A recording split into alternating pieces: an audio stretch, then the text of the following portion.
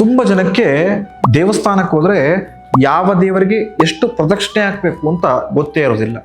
ಸುಮ್ಮನೆ 3, 5, 7, 9 ಈ ಥರ ಪ್ರದಕ್ಷಿಣೆ ಹಾಕಿ ಬಂದ್ಬಿಡ್ತಾರೆ.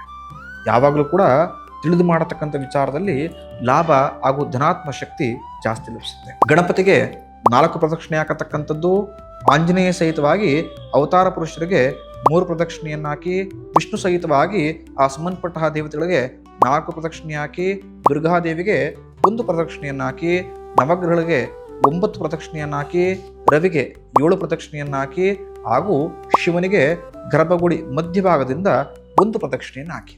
ಈ ರೀಲ್ಸ್ನ ನಿಮ್ಮ ಆತ್ಮೀಯರಿಗೆ ಶೇರ್ ಮಾಡ್ಕೊಳ್ಳಿ. ಅವರು ಕೂಡ ದೇವಸ್ಥಾನಕ್ಕೆ ಹೋದಾಗ ಯಾವ ದೇವರಿಗೆ ಎಷ್ಟು ಪ್ರದಕ್ಷಿಣೆ ಹಾಕಬೇಕು ಅಂತ ತಿಳ್ಕೊಂಡು ಉತ್ತಮ ಧನಾತ್ಮಕ ಶಕ್ತಿಯನ್ನು ವೃದ್ಧಿ ಮಾಡಿಕೊಳ್ಳಿ. ಈ ರೀಲ್ಸ್ ಇಷ್ಟವಾದರೆ ನಮ್ಮನ್ನು ಫಾಲೋ ಮಾಡಿ, ನಮ್ಮನ್ನು ಪ್ರೋತ್ಸಾಹಿಸಿ ಅಂತ ಕೇಳ್ಕೊಳ್ತೇನೆ. ಶುಭಮಸ್ತು.